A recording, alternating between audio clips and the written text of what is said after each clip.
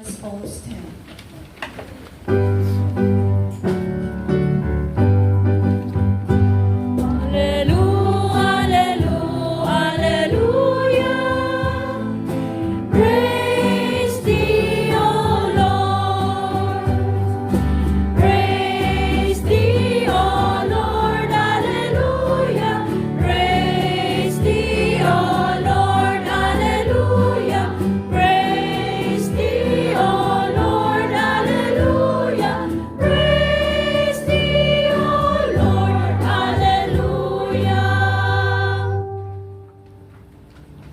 Alleluia, alleluia.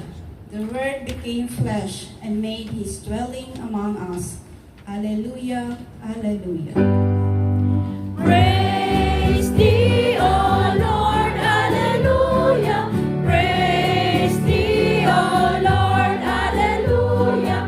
Praise thee, O Lord, alleluia. Praise thee, O Lord, alleluia. The Lord be with you. And with your spirit. The proclamation of the Holy Gospel according to Matthew. Glory to you, O Lord. The disciples approached Jesus and said, "Who is the greatest in the kingdom of heaven?" He called a child over, placed it in their midst, and said, "Amen, I say to you, unless you turn and become like children, you will not enter the kingdom of heaven. Whoever humbles himself like this child is the greatest in the kingdom of heaven. And whoever receives one child such as this in my name receives me. See that you do not despise one of these little ones. For I say to you that their angels in heaven always look upon the face of my heavenly Father." The Gospel of the Lord. Praise to you, Lord Jesus Christ. Please be seated in the homily. So today every third Sunday of January is dedicated to the feast in honor of Santo Niño. But of course, in other dioceses, outside the Philippines, yung celebrate nila second Sunday of Ordinary Time. So ito ay for the Filipino to remember yung pagdating ng mga Spaniards, ang in-gift binigay kay Raha Humabon, yung image ng Santo Niño. Okay? So the start of our Catholic faith, start of our Christianity. So nagpaalala sa atin, like a child, yung pagpakumbaba. That's why with the disciples, lumapit sa Panginoon at ang tanong, who is the greatest in the kingdom of heaven? Sinong pinakadakila sa kaharian ng Diyos? The kingdom. Dahil ang dakila sa mundo ito, yung makapangyarihan, may pera, no? Nasa posisyon, sila yung makapangyarihan, sila yung dakila. That's why, the greatest, the kingdom of heaven, sabi ng Panginoon, tulad ng bata. Amen, I say to you, unless you turn and become like children, you will not enter the kingdom of heaven. Whoever humbles himself like this child is the greatest in the kingdom of heaven. So gusto yung makapasok sa langit? Parang ayaw yata. Gusto yung makapasok?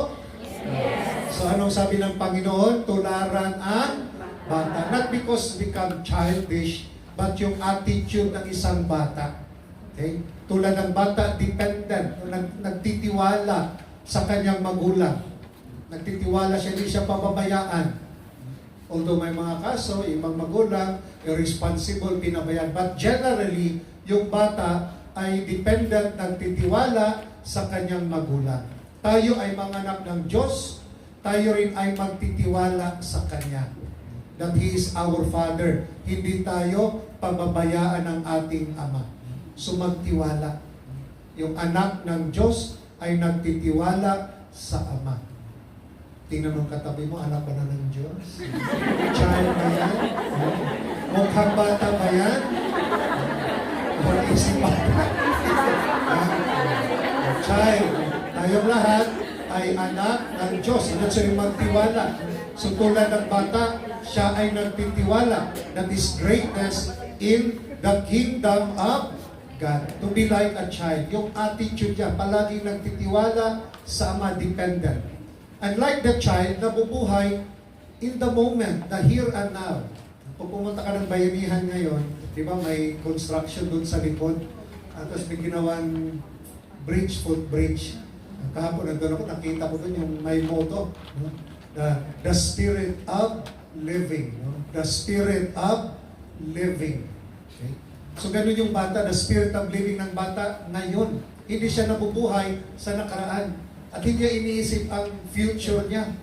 Diba? Here and now, tinanong mga bata, no, pag nag-aaway ngayon, maya-maya, iyakan yan, sa away, maya-maya, naglalaro na ulit. Kasi hindi lang nabubuhay sa nakaraan. The here and now.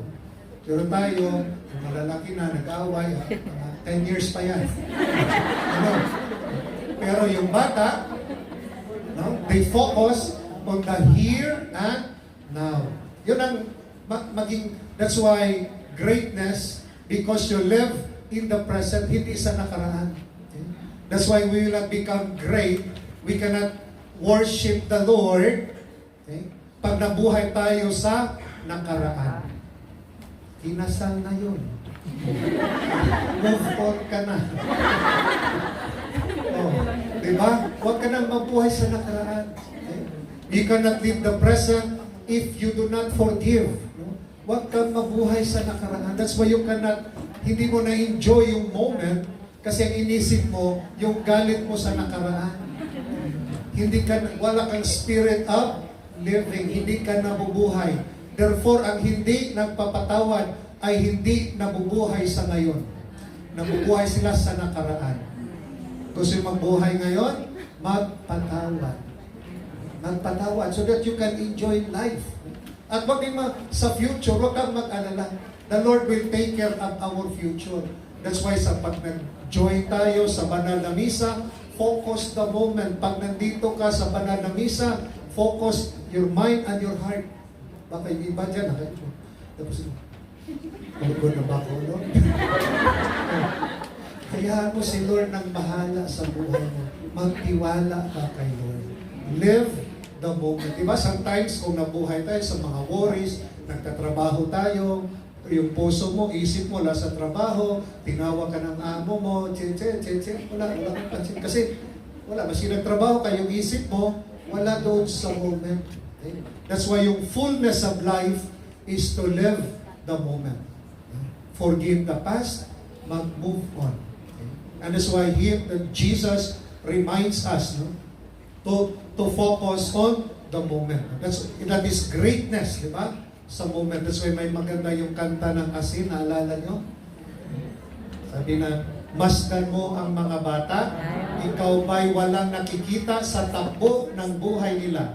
Masdan mo ang mga bata, ang buhay ay hawak nila. Kasi ang bata, they live the moment. Ang buhay ay hawak nila. Okay? Pag nabuhay ka sa nakaraan, hindi mo hawak ang buhay. Doon ka sa nakaraan. So forgive so that we can enjoy the moment. And second, also, sabi ng Panginoon, that whoever receives one child such as this in my name, receives me. So, hindi natin to interpret literally, whoever receives one child, ibig sabihin yung mga mahihina, yung mga the least in the society, yung mga mahihirap, sinong tumanggap sa kanila, ay tinanggap din natin ang Panginoon. Diba? Sabi ng whatever you do to the least of my brothers and sisters, we do it for the Lord. Yung ibig sabihin dyan, hindi yung literal, tanggapin ba't yung bata, ibig sabihin simbolo ng mga mahihina, yung mga wala ng pumapansin sa kanila, yung mga mahihirap, ang sinong tumanggap sa kanila, sinong tumutulong sa kanila, that is greatness in the eyes of God. Ibig sabihin, ang paglilingkod sa kapwa, that is greatness in the eyes of God. Hindi nauna yung sarili. Pag naglilingkod tayo sa kapwa, nagbibigay tayo ng pag-asa. Diba? Nagbibigay tayo ng liwanag. Tulad ng sinabi sa unang pagbasa. Saan kinuha ko ng pagbasa? Hindi kayo nakinig.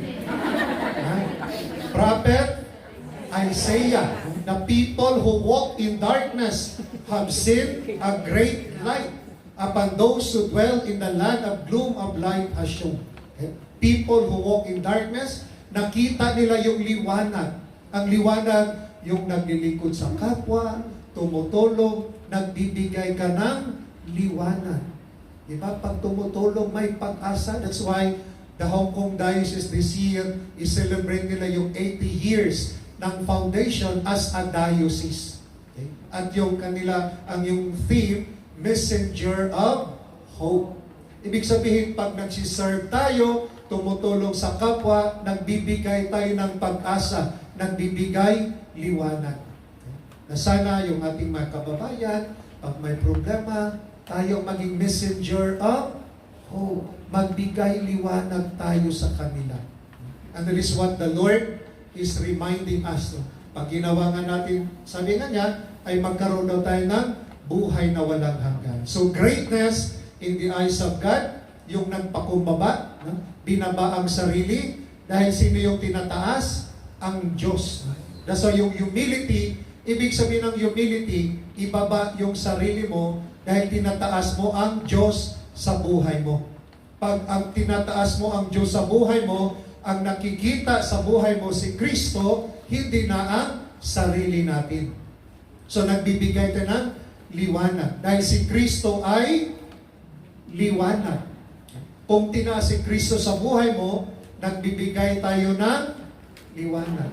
Pero kung masyadong ma-pride, ego, naninira sa kapwa, brown out. Walang liwanag. Kadiliman. Pero kung nagpapatawad ka, reconciliation, tumutulong ka sa kapwa, may pag-asa, may liwanag. Okay? So, in this Feast of Senior Santo Niño, we are reminded to be like a child, trusting to the Father, magtiwala sa Ama, loyal to the kingdom. Okay? Dahil ang bata, natitiwala, bahala na.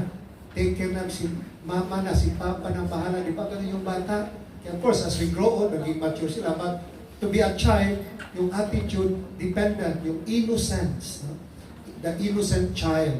And para we can become great also, yung paglilingkod. No? To take care, to be in solidarity, to help sa ating mga kababayan, those in need.